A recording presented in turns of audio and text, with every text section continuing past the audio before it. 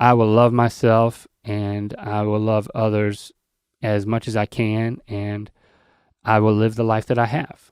And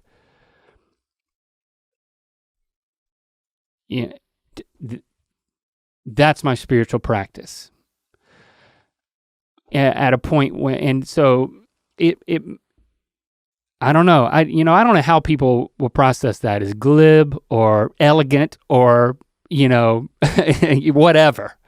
But for me, it's when you boil something down to something like that, there's so much that I just can't convey that it actually means to me in terms of, I think part of it is validating that I still have I'm still on a spiritual journey. I'm not defined by what I'm not anymore.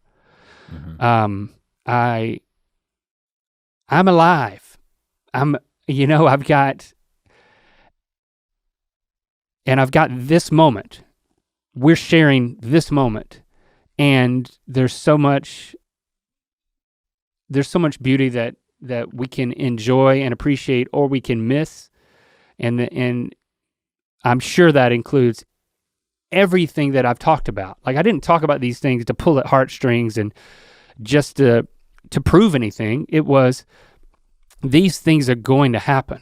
I'm not, tragedy, suffering, loss, death. These are not things that I want to try my best to avoid. Who am I to expect for these things not to happen to me and people that I love? Things happen. And giving myself permission to say, you know what, this is not only my life, but this is my spiritual practice. And I'm good with it. I have a level of peace at this point, and I'm moving forward, hopefully. Well, and love being your guide, as 60s peace and love as it sounds. It is actually very practical and actually a lot more informative than I would have ever thought. Because I just totally on the same page. Because I thought it couldn't be enough. It's like, you say it can be enough, but to navigate a situation, a life situation that is a very specific challenge, kind of like the ones that you've shared here. There is sort of the Christian way to do those things, right?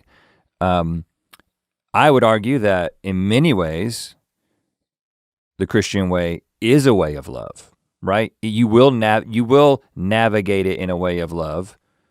It's not a super simple thing.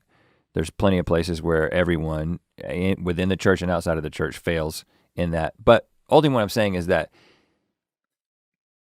going into a complex life situation where you don't have the rule book, the literal rule book of the Bible to guide you, and saying, I'm gonna let love guide me through this, I think it's actually really, really effective and informative than I would have ever imagined it being. That's what I'm taking from these experiences. To watch more Ear Biscuits, click on the playlist on the right. To watch the previous episode of Ear Biscuits, click on the playlist to the left. And don't forget to click on the circular icon to subscribe. If you prefer to listen to this podcast, it's available on all your favorite podcast platforms. Thanks for being your mythical best.